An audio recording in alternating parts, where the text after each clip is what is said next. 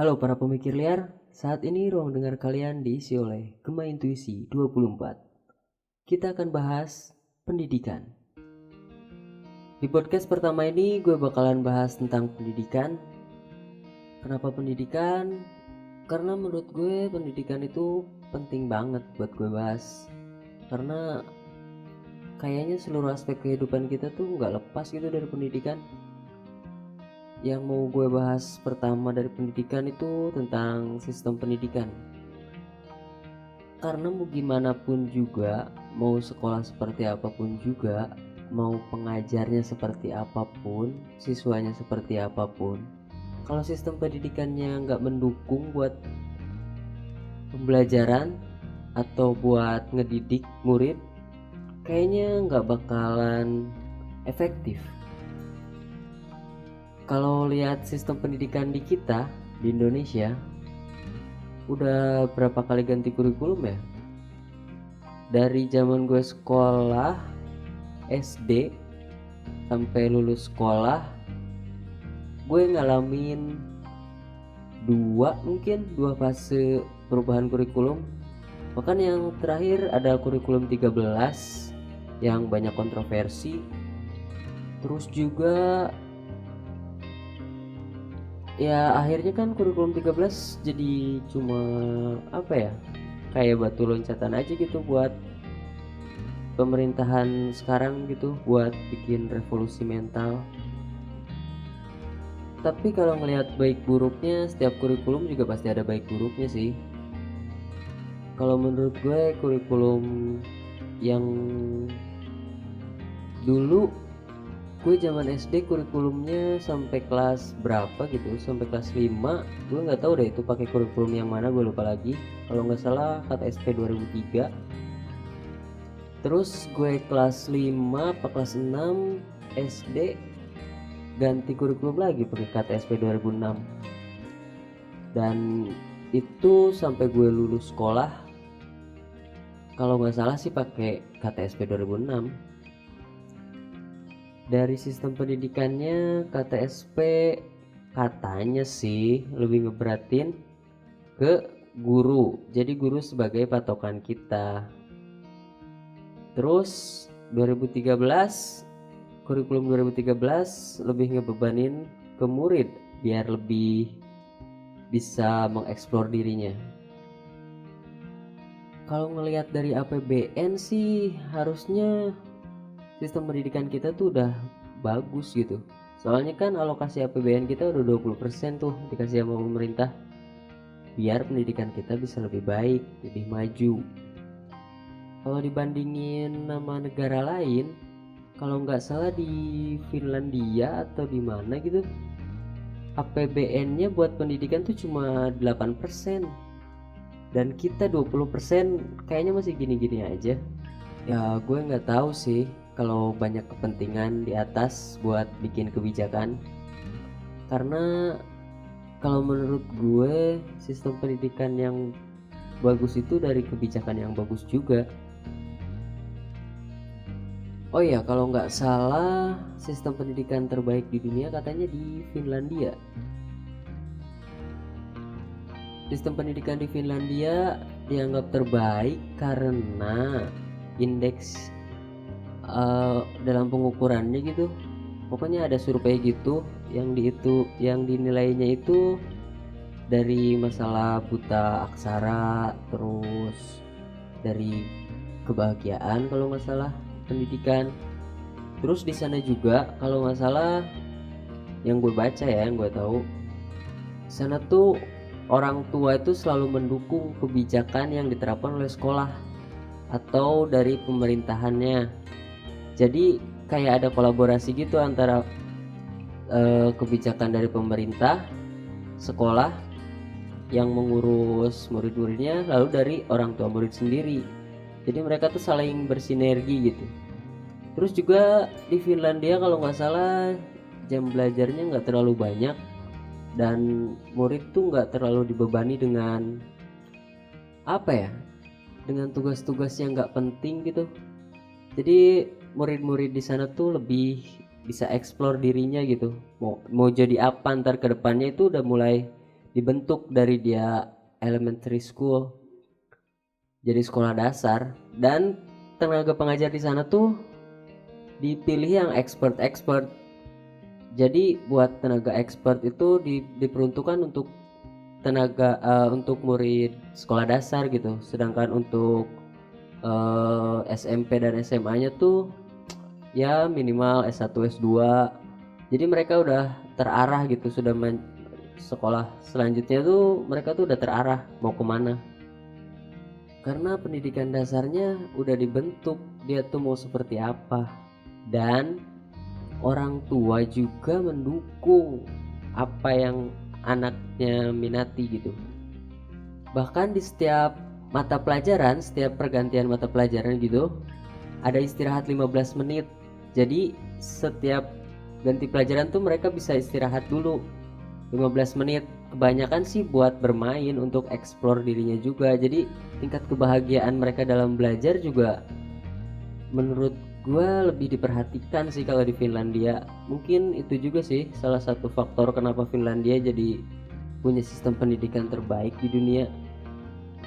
Kalau gue bandingin nama di negara kita, di Indonesia, dari zaman KTSP dulu ya. KTSP dulu, kalau gue ngerasain secara pribadi sih, gue sebagai murid nggak terlalu dituntut gitu buat memahami sendiri atau cari sendiri ilmu di luar sekolah. Tapi gue ngerasa zaman KTSP itu gue lebih banyak mainnya, karena gue sekolah cuma sampai jam 12 gitu. Nggak, jadi waktu bermain gue sama teman-teman, waktu sosialisasi gue lebih banyak gitu sama teman-teman dibandingkan di kelas. Karena kan di kelas kita cuma dengerin guru doang, ngasih pelajaran, ngasih PR yang gue kerjain besoknya gitu di sekolah. Terus yang diulangi juga yang di apa ya? Yang jadiin ulangan juga apa yang gurunya katakan dan apa yang ada dalam buku. Jadinya kebanyakan kita jadi textbook gitu, nggak memahami apa pelajaran yang disampaikan oleh guru.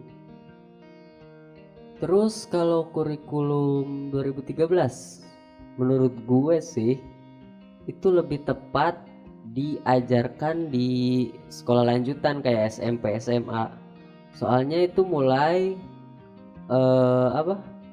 mengekspresikan gitu, mengekspresikan apa yang lu pengen. Jadi kurikulum 13 tuh lebih ke yang udah mulai ngerti gitu gimana caranya memahami konsep gitu, konsep yang diberikan sama gurunya. Karena kalau kurikulum 2013 diterapkan di anak SD yang mungkin pengetahuan sama kesadarannya tuh belum bisa nyampe gitu. Karena kan kalau kurikulum 2013, kalau dari teman-teman gue yang guru katanya, itu tuh lebih ke ngeeksplorasi murid, bukan eksploitasi ya, ngeeksplorasi. Jadi keinginan muridnya kemana, kita guru tinggal ngikutin. Tapi kalau untuk anak SD, buat temen gue gitu yang ngajar di SD, itu tuh susah karena anak-anak SD tuh kebanyakan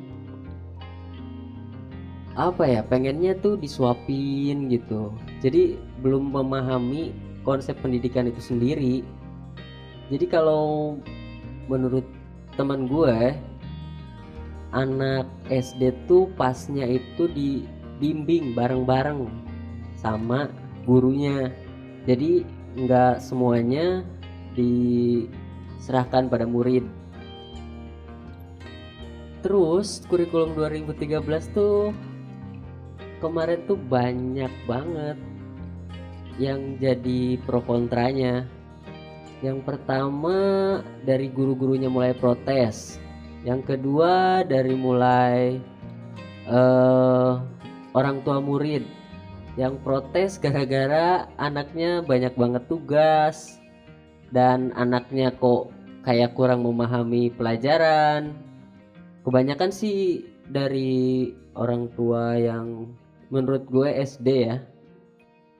Soalnya kalau misalnya gue pribadi, gue bukan pro bukan kontra, gue ada di tengah-tengah.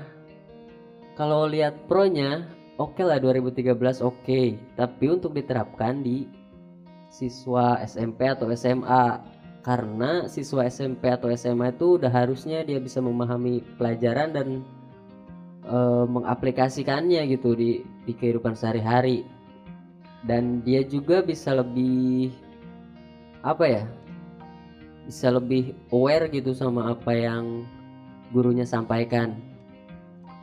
Apalagi anak SMA kan udah mulai remaja, tumbuh dewasa gitu. Jadi kurikulum 2013 menurut gue sih cocok diterapkan di SMP atau SMA. Tapi gurunya juga kebanyakan sih kemarin bilangnya memberatkan guru karena jadi susah menilai. Kalau menurut gue untuk guru SMP dan SMA seharusnya mereka lebih dimudahkan sih, karena ya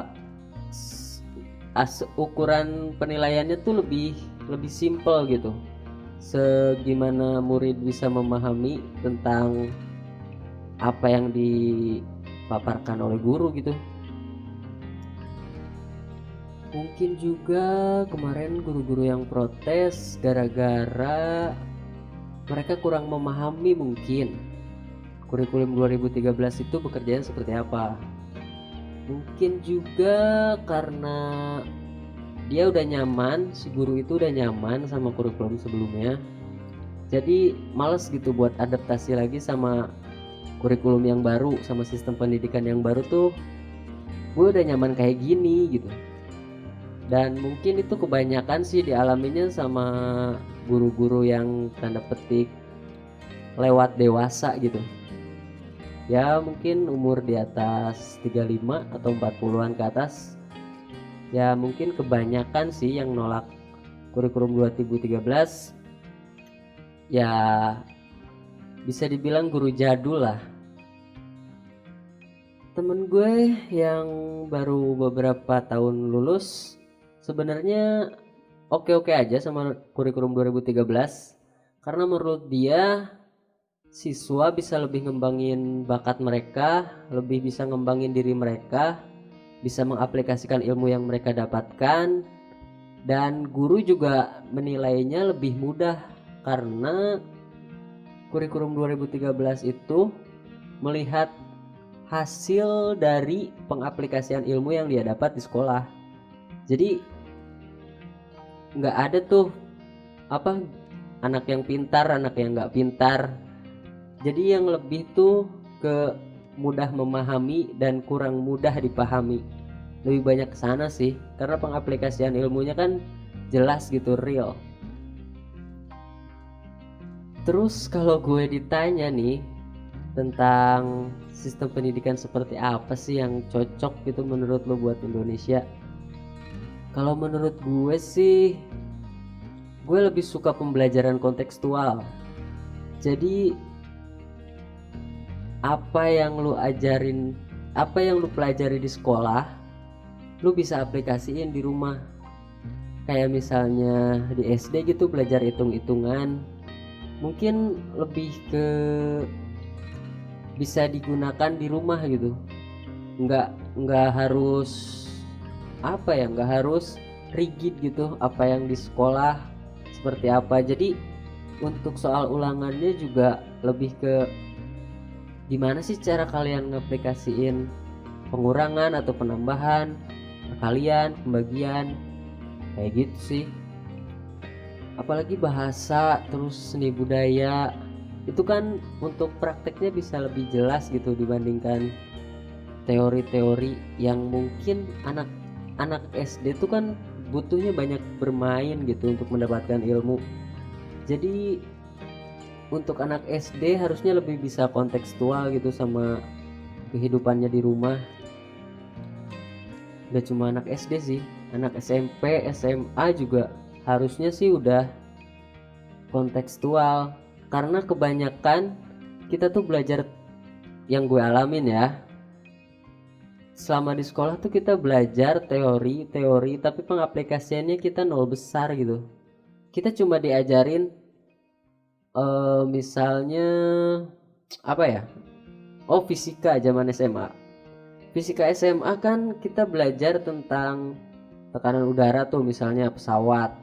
Nah kita kan nggak tahu pengaplikasiannya masalah tekanan udara itu yang di bawah lebih besar atau anginnya lebih, ya gitulah.